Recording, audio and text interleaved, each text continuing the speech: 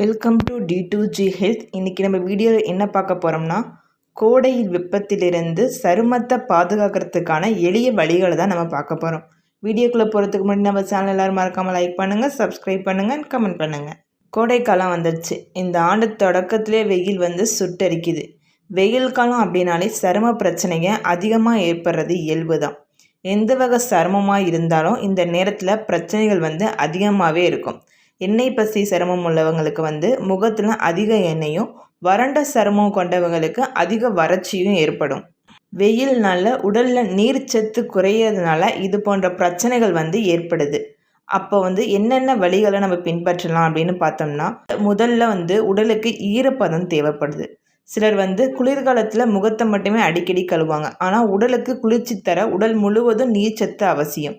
கோடை காலத்தில் 2 முறை குளிக்கலாம். அதோடு மட்டும் இல்லாமல் உடலுக்கு ஈரப்பதம் அளிக்க பாடி லோஷன் பயன்படுத்தலாம்.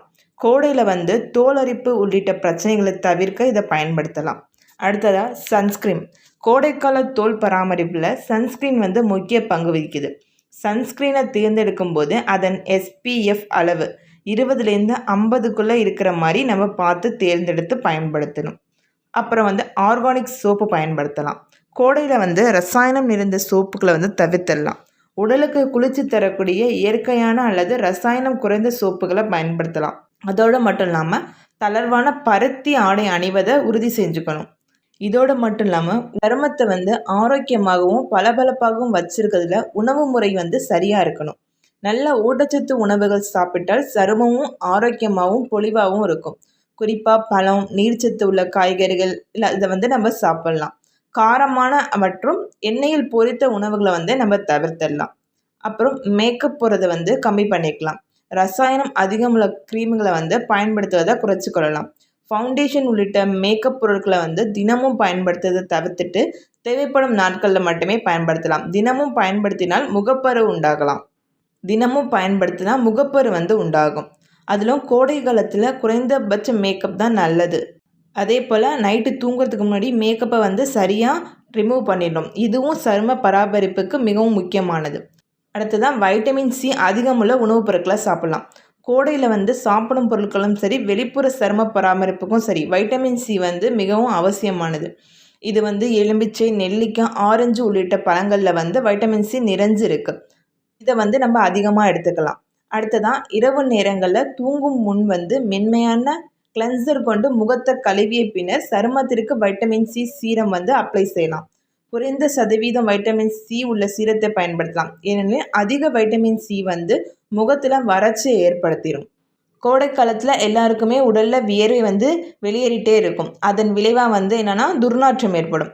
இதுக்கு நிறைய தண்ணீர் குடிங்க. அதோடு இல்லாமல் கீரை, ஆரஞ்சு பழம், அன்னாசி பழம் இதெல்லாம் நிறைய எடுத்துக்கோங்க. வெள்ளரி, தர்பூசணி, இளநீர் போன்றவற்றையும் நம்ம எடுத்துக்கொள்ளலாம். அடுத்தது வெயிலோட தாக்கம் முகத்தில் ஏராளமான கரும்புள்ளிகளை கொண்டு வந்துடும். எண்ணெய் பசையான உடம்பு அப்படின்னா முகத்தில் பருக்கள் பாடாப்படுத்திடும். கரும்புள்ளிகள் மற்றும் பருக்கள் மறைய பப்பாளி சாற்றை முகத்தில் தடவலாம்.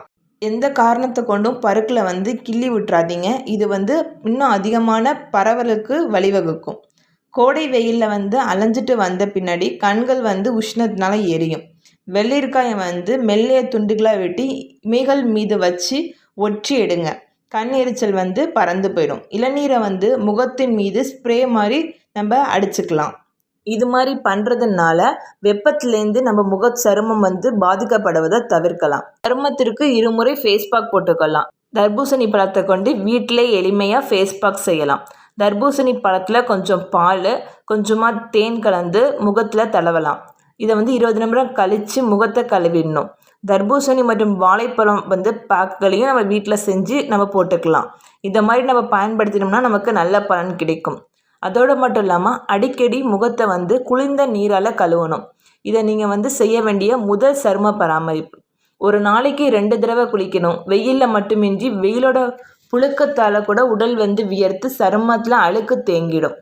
தோல் நீக்கிய ஆப்பிள் பழத்தை நல்லா மசிச்சு அதோட சிறிது தேன், ஓட்ஸ் பவுடர் எல்லாத்தையும் கலந்து அந்த கலவையை முகத்தில் பூசி சுமார் அரை மணி நேரம் ஊற வச்சுட்டு முகத்தை கழுவலாம்.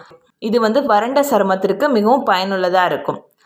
அப்புறம் கோடை காலத்தில் வந்து நாக்கு மட்டுமல்ல தோல்லையும் வந்து வறட்சி ஏற்படும். இதுக்கு வந்து அடிக்கடி பழச்சாறு, காய்கறி சாறு, அப்படி இல்லைன்னா சூப்பு, இல்லாட்டி தண்ணி வந்து அதிகமாக குடிக்கணும். தோல் வறட்சி வந்து தடுக்கப்படும். கோடை காலத்தில் தயிர் சாப்பிடுவதை விட மோரா சாப்பிடுவது வந்து நல்லது. கோடை காலத்தில் பாத வெடிப்பு கூட அதிகமாக ஏற்படும். இதற்கு வந்து வெங்காயத்தை வதக்கி அதை வந்து விழுதாக அரைச்சி பாதங்களில் தடவி வந்தோம்னா பாத வெடிப்பு படிப்படியாக மறையும். பெரும்பாலும் உடம்புல வந்து வெயில் படாமல் பார்த்துக்கொள்ளணும். தலைக்கு குடையும், கண்ணுக்கு கண்ணாடியும், காலுக்கு செருப்பும் அவசியம். இந்த வீடியோ உங்களுக்கு பிடிச்சிருக்கோன்னு நம்புகிறோம். இது போன்ற இன்னும் பிற பயனுள்ள தகவல்களுக்கு நம்ம சேனல் எல்லாரும் மறக்காமல் சப்ஸ்கிரைப் பண்ணுங்கள். தேங்க்ஸ் ஃபார் வாட்சிங்.